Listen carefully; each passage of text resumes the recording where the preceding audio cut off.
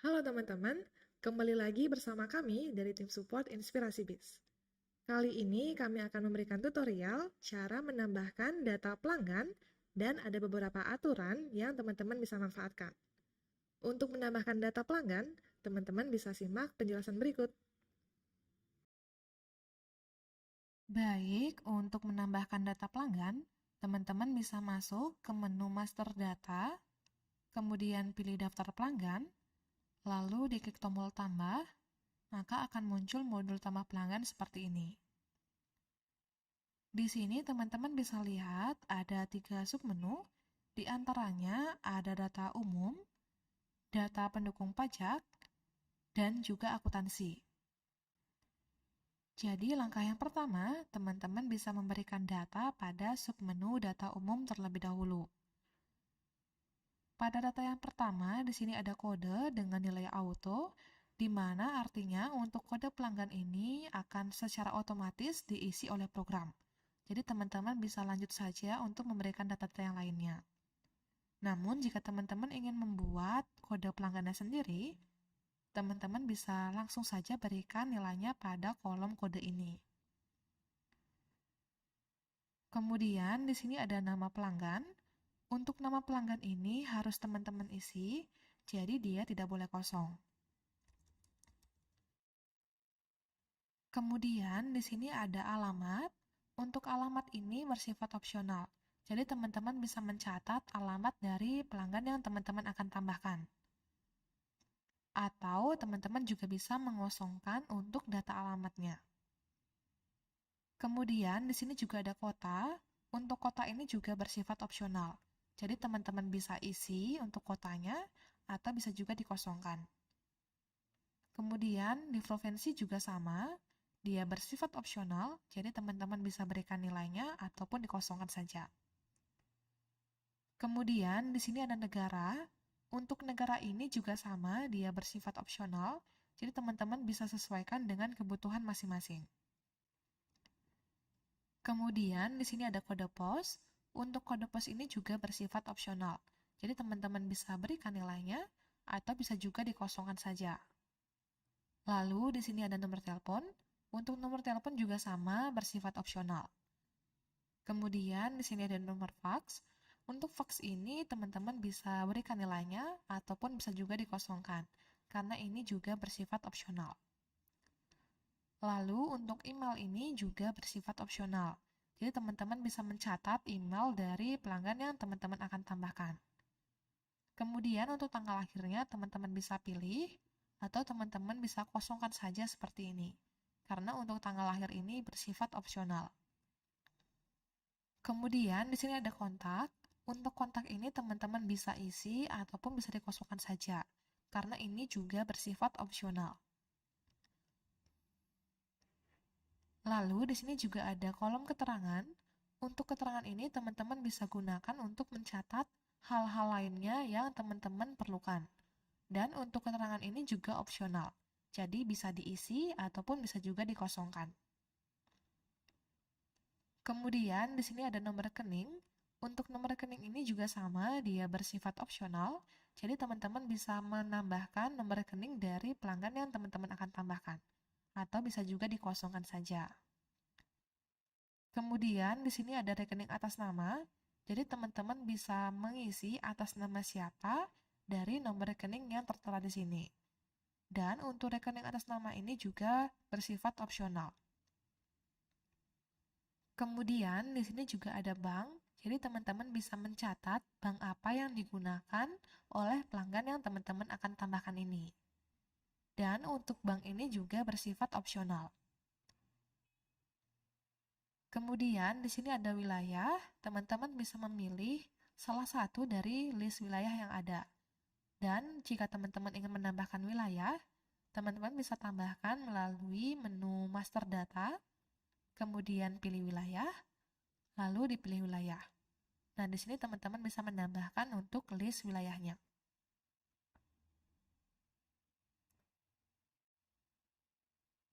Lalu untuk wilayah ini juga bersifat opsional. Kemudian di sini ada subwilayah. Sama seperti wilayah, teman-teman bisa memilih salah satu dari list yang ada pada subwilayah ini. Dan untuk menambahkannya juga sama, namun di sini teman-teman bisa pilih subwilayah dan bisa ditambahkan pada bagian ini.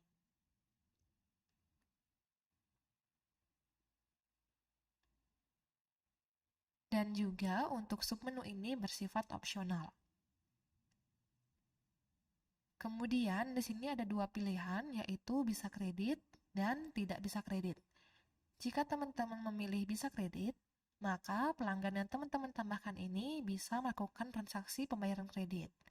Namun, jika teman-teman memilih tidak bisa kredit, maka untuk pelanggan ini tidak bisa melakukan transaksi dengan pembayaran kredit. Nanti bisa disesuaikan dengan kebutuhan teman-teman. Kemudian, pada bagian sebelah kanan ini ada beberapa aturan yang teman-teman bisa manfaatkan. Yang pertama, di sini ada limit jumlah piutang. Untuk limit jumlah piutang ini berfungsi sebagai batasan jumlah piutang yang dapat diberikan kepada pelanggan. Apabila di sini teman-teman settingnya 0, maka fungsi ini tidak akan aktif. Jadi, untuk pelanggan yang teman-teman tambahkan ini, tidak ada batasan untuk jumlah piutangnya. Namun, apabila kita setting misalkan 1 juta, jadi seperti ini, maka pelanggan ini hanya bisa melakukan transaksi apabila setelah diakumulasi piutang dari pelanggannya ini mencapai 1 juta. Atau dengan kata lain, jika pelanggan yang teman-teman tambahkan ini sudah mempunyai piutang yang melebihi limit jumlah piutang yang tertera di sini, maka pelanggan tersebut tidak bisa melakukan transaksi lagi. Kemudian yang kedua ada limit hari piutang. Untuk limit hari piutang ini berfungsi sebagai batasan hari dari pemberian limit piutang.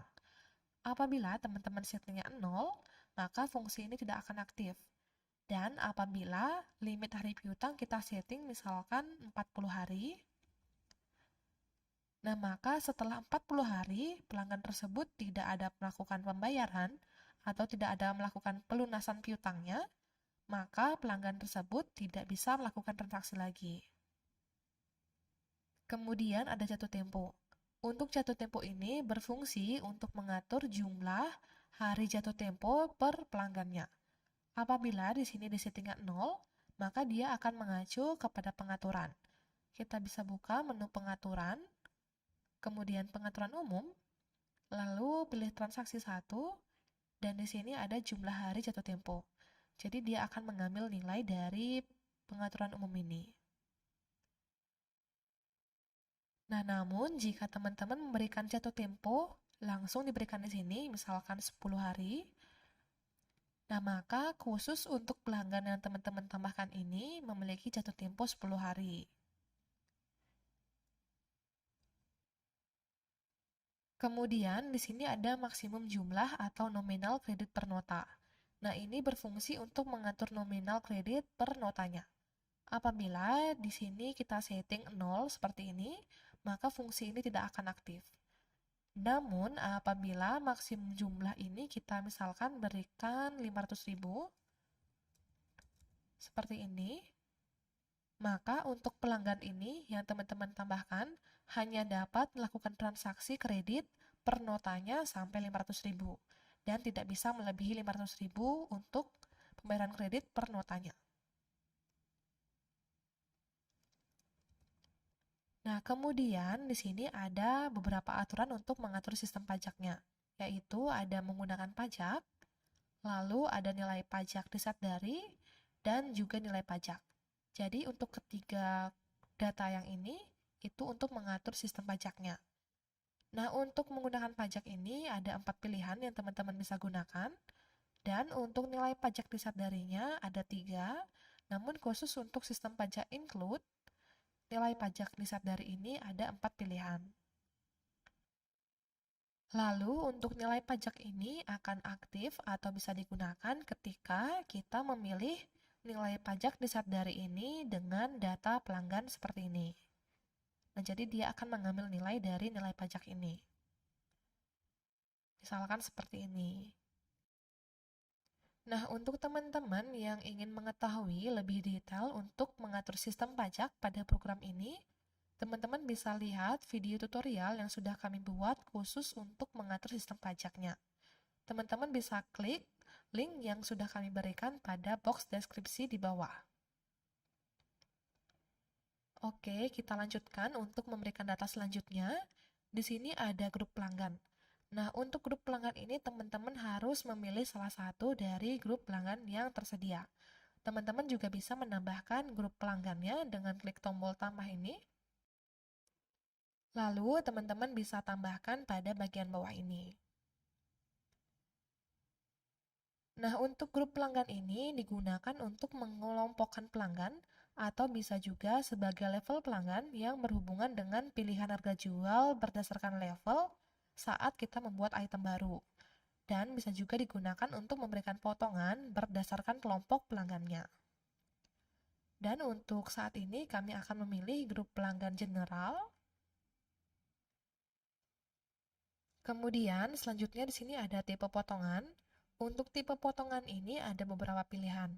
Yang pertama ada pilihan potongan grup per item, di mana untuk potongan ini akan mengambil nilai potongan dari daftar grup dan transaksi potongan ini akan dikenakan per itemnya. Untuk nilai potongannya, teman-teman bisa lihat pada grup pelanggan ini, kita bisa lihat pada kolom potongan, jadi dia akan mengambil nilai dari sini. Kemudian yang kedua ada potongan grup per faktur. Nah, untuk potongan ini sama seperti pilihan yang pertama, yaitu mengambil nilai potongan dari grup pelanggannya. Dari kolom potongan ini. Namun, jika sebelumnya itu akan dikenakan per itemnya, namun untuk potongan ini akan dikenakan per fakturnya. Jadi dia setiap fakturnya akan dikenakan potongan. Kemudian yang ketiga ada tipe potongan daftar item. Nah, untuk nilai potongan ini, dia akan mengambil dari master data itemnya. Dan pada transaksinya, potongan ini akan dikenakan per itemnya. Untuk melihat nilai potongannya, teman-teman bisa masuk ke menu master data, kemudian kita pilih daftar item, lalu kita coba untuk edit salah satu data yang ada. Lalu di sini ada submenu potongan harga jual. Nah, jadi untuk nilai potongannya akan mengambil dari sini. Nah, jika teman-teman tidak memberikan untuk pelanggan ini tipe potongan apapun, teman-teman bisa memilih untuk tipe potongan yang kosong ini. Nah, jadi bisa seperti ini. Kemudian yang terakhir ini ada sales. Jadi teman-teman bisa memilih sales yang berhubungan dengan pelanggan ini. Untuk daftar salesnya, teman-teman bisa tambahkan pada master data, kemudian daftar sales. Jadi teman-teman bisa menambahkannya di sini.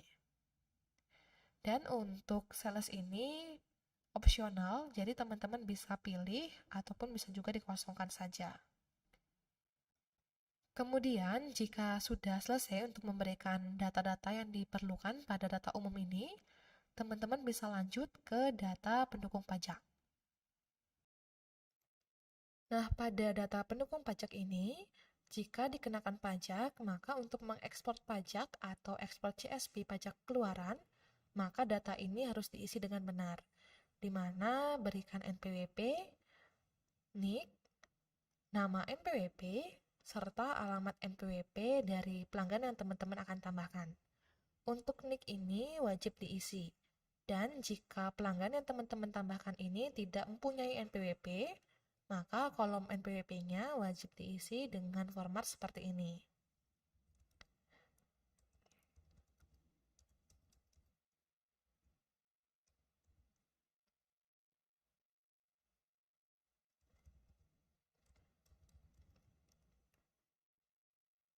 Nah, jadi NPWP-nya bisa diberikan nilai 0 dan formatnya seperti ini.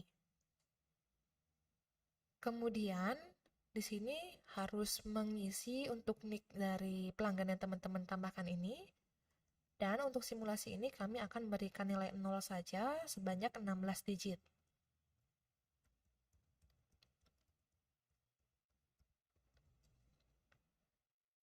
Kemudian di sini kami akan memberikan nama NPWP-nya. Lalu di sini kami juga memberikan alamat NPWP-nya.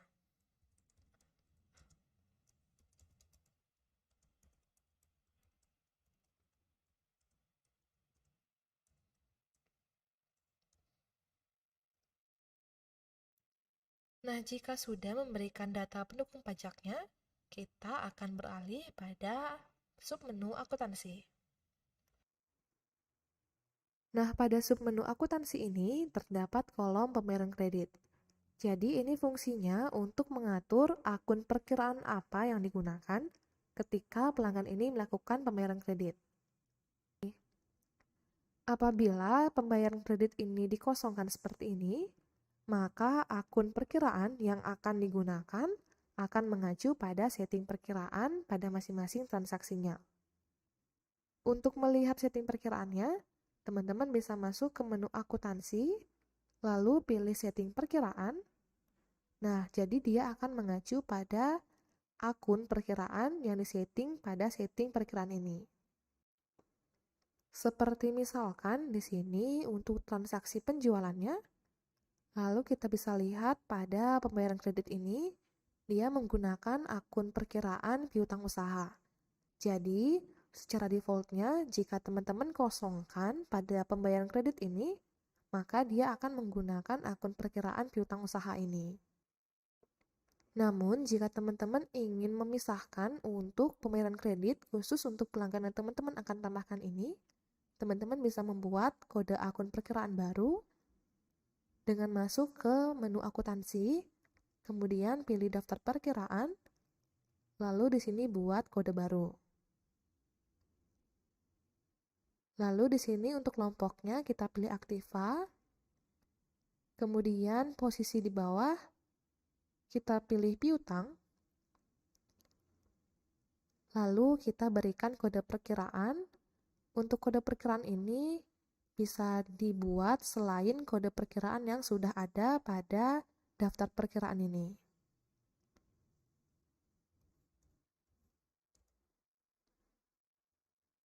Kemudian kita bisa buat nama dari akun perkiraan ini.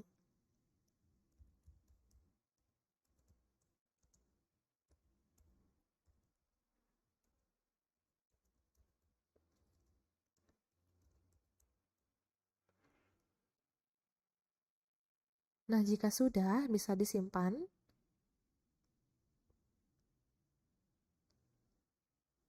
Lalu kita akan masuk ke modul tambah pelanggan, dan kita bisa pilih untuk pembayaran kredit ini menggunakan akun yang telah kita buat. Nah, jadi jika kita setting untuk pembayaran kreditnya menggunakan akun perkiraan piutang pel bunga ini, maka khusus untuk pelanggan yang kita tambahkan baru ini, jika melakukan pembayaran kredit, maka dia akan langsung mengacu pada akun yang baru kita buat ini. Jadi, jika sekiranya data-data yang diperlukan saat menambah data pelanggan ini, jika sudah sesuai dengan kebutuhan teman-teman, teman-teman bisa langsung menyimpannya.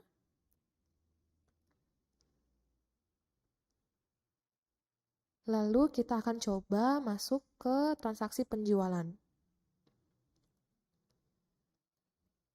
Lalu di sini kita akan melihat untuk akun perkiraan yang digunakan saat melakukan pembayaran kredit. Di sini ada kolom kreditnya, kita bisa pilih atau klik tombol dengan simbol pensil ini. Lalu di sini untuk akun perkiraan akan menggunakan piutang usaha. Namun, jika kita memilih pelanggan yang baru kita buat, lalu kita cek untuk akun perkiraannya pada pembayaran kredit, maka dia akan langsung menggunakan kode akun perkiraan piutang pel bunga yang telah kita setting sebelumnya. Nah, jadi itu dia untuk menambah data pelanggan baru dan juga beberapa aturan yang teman-teman bisa manfaatkan. Nah, jadi itu dia cara menambahkan data pelanggan Jika teman-teman masih ada kendala, bisa hubungi kami atau komen video ini. Jangan lupa di like dan follow Instagram kami di @inspirasibis, dan jangan lupa subscribe serta klik tombol lonceng untuk nyalakan notifikasi dari kami. Sampai jumpa di tutorial berikutnya.